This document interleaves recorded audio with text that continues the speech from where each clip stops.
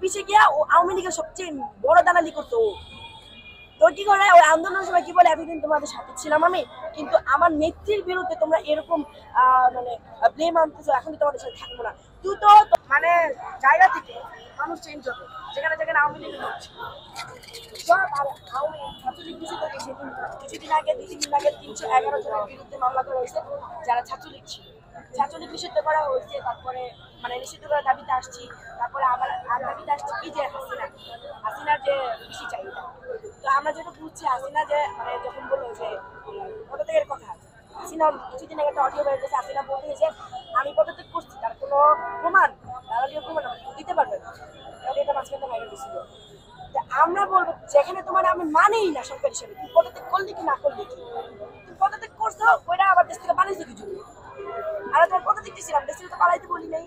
এখন আমি আমাদের যে চুপু ভাই আছে, যেটাই হোক চুপু আঙ্কেল ভাই যেটাই হোক, আমি বলবো যে আপনি যদি হাসিনার মধ্যে দেশ ছাড়া পালাইতে না চান, তাহলে সসম্মানে পদত্যাগ করে দেন।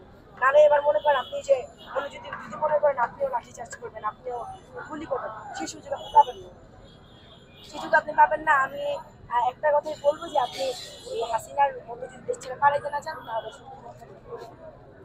এইটা তো এদিকে একটু আরেকটু ব্যারিস্টার সুমনের আসলে 5 দিন রিমান্ড দিয়েছে, এই বিষয়টা আপনি একটু ক্লিয়ার করবেন এদিকে আসেন। আমি বললাম এটাও নাটক হইতে পারে, তাই এটা নাটক হইতে পারে। ব্যারিস্টার সুমনের কি অপরাধ আপনার চোখে ধরা পড়েছে একটু বলবেন?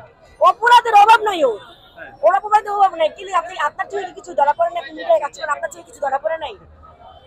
ওর অপরাধ যদি আমি ধরতে যাই, তাহলে আমার সারা রাত আজকে পার হয়ে যাবে। একটু বলেন যদি ওর অপরাধের ব্যাখ্যা একটু। ওই মানুষের সামনে মানব দরদি দেখাইতো, পিছে পিছে সব নাটক মানব দরদি দেখাইতো মানুষের সামনে, যে জনদরদি কত, মানে ওর মন তুলার থেকেও নরম, এটা দেখাইতো আমাদের সামনে।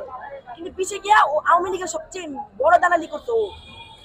তো কি করে ওই আন্দোলনের সময় কি বলে, এতদিন তোমাদের সাথে ছিলাম আমি, কিন্তু আমার নেত্রীর বিরুদ্ধে তোমরা এরকম মানে ব্লেম আনতেছো, এখন তোমাদের সাথে থাকবো না। তুই তো তোর মারার আগে তুই পদত্যাগ মানে তুই কিছু করার আগে তুই দেশ ছাড়া পালাই গেছিস। সবার একটা জিনিস ছাড়তামে, যে ছাত্রলীগের সভাপতি এও দেশ ছাড়া পালাইছে, যখন বুঝছে না ছাত্ররা থেমে থাকবো না। যারা যারা মানে আওয়ামী লীগের মূল মানুষগুলো ছিল, যারা একটু বেশি ছিল, মানে একটু মানে মেন লাইটে ছিল, তারাই পালাই গেছে দেশ ছেড়ে। এখন আমি আপনাকে বলবো, আপনি যদি সম্মানে পদত্যাগ করেন ভালো, নাহলে মনে করেন আপনি দেশ ছেড়ে পালানোর সুযোগ পাবেন। আপু আরেকটু বিষয় সেটা হচ্ছে যে ইতিমধ্যে দেখেছেন যে চট্টগ্রামে আওয়ামী লীগ, যুবলীগ, ছাত্রলীগ নেমে গেছে, আসলে এটা নিয়ে একটু বক্তব্য বলবেন। আমি জানি না নামছে কি, আমি আপনার মুখে শুনলাম। এখন ওরা যদি নামতে চায়, তাহলে আমি আগেও বলছি, ছাত্রলীগ, যুবলীগ, আওয়ামী লীগ এগুলো সংখ্যার ঠিকানা সাধারণ। এখন আমরা আগে নামছিলাম হচ্ছে শুধুমাত্র সাধারণ শিক্ষার্থী, এখন নামবে পুরো বাংলার জনতা যারা আছে সবাই। আর এখন হচ্ছে মানে এমনিতেই পাশে সবাই, কারণ ওই পয়সা করে সবাই। আমার একটা জিনিস অনেক হাস্যকর লাগে, সেটা হচ্ছে সবাই নিজের কথায় নিজে হাসা যায়। হাসিনা ফার্স্টে রাজাকার বললা, ব্যারিস্টার সুমন ফার্স্টে ওই যে আমার নেত্রী কেন তোমরা গেমতে সেটা বললাম, পলকে ফার্স্টে মানে আইসিটি মন্ত্রী পলক, উনি ফার্স্টে কি, সরি সাবেক আইসিটি মন্ত্রী পলক, উনি ফার্স্টে কি যে আমি তো নির্বন্ধ করে নিতে আপনার বন্ধ হয়ে গেছে। মোদি ফার্স্টে যে কি 40 বছরের বাদ আপনা আপনি খুলে গেছে। সবাই নিজের কথা নিজে ফাইসা, নিজের মানে নিজের জানি আর কোনো রকমে পালে, কারণ নিজের মুখটাকে সংযত করেন, যে চুপ থেকে সে না যাতে পারে। নামটা নাকি